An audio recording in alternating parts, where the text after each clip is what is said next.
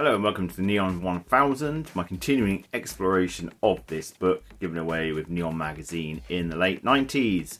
This time we're looking at big business movies. The Hudsucker Proxy, written and directed by the Coen brothers from 1994, where a CEO kills himself and the board of directors elect a mailman or mailroom worker to become head of the company, hoping to run the company into the ground. But the mailman unwittingly creates the hula hoop and saves the company and makes lots of money.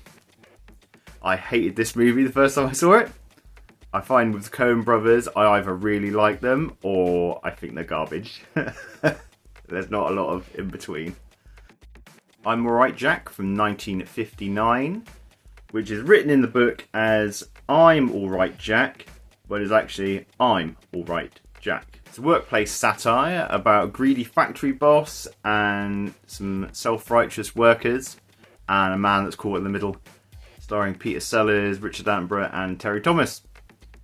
The title's quite a well-known phrase in England. It's one that my parents used to use quite often. I'm alright, Jack, pull the ladder up. It's like, I'm alright, the rest of you.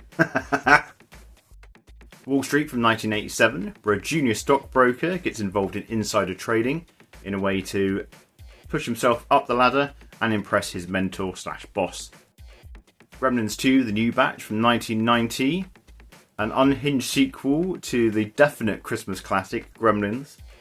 I personally much prefer this to the original. The original's good, but this is just has so many iconic moments in it. The Apartment from 1960, directed by Billy Wilder. I'm pretty sure his entire filmography is in this book somewhere. He is a name that pops up quite a lot. An insurance company clerk lends out his apartment so that executives can have extramarital affairs, but it gets a bit more tricky when he himself gets involved in a romance.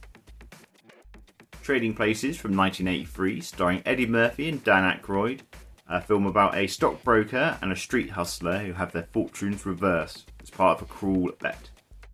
Sabrina from 1954, another Billy Wilder movie. This one is about a playboy who takes notice of a chauffeur's daughter after she returns from school in Paris.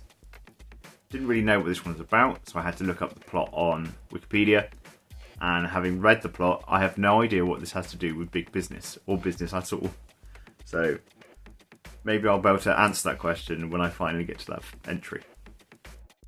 Room at the Top from 1959, where a social climber accountant plots to marry a very wealthy woman just for her money and status, while also being in love with a much older woman.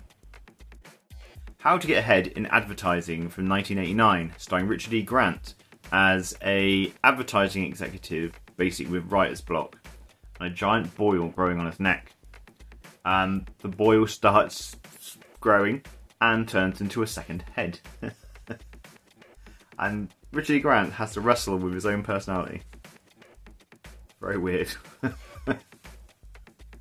Other People's Money from 1991, where Danny DeVito attempts a hostile takeover of an undervalued company, but falls for the owner's stepdaughter/legal representation. Danny DeVito being a lovable scumbag. Typecasting!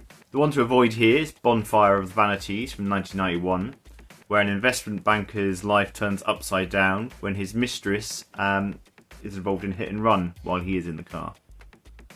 Rotten Tomatoes gives it 15%, which is obviously pretty poor, but it does have 5.6 on IMDb, so kind of an average movie. Nothing fantastic. So I have seen 6 of the movies on the list, 7 if you include Bonfire of the Vanities. So Wall Street, Gremlins 2, The Apartment, How to Get Ahead in Advertising, Trading Places. I'm missing one somewhere. Maybe I should have cue cards. But I will be going back and revisiting all of these movies anyway. Maybe I won't hate the Hudsucker Proxy like I did last time. What are your favourite big business movies? What should have gone on the list? What should have been taken off? Let me know in the comments below. See you again. So long. Farewell.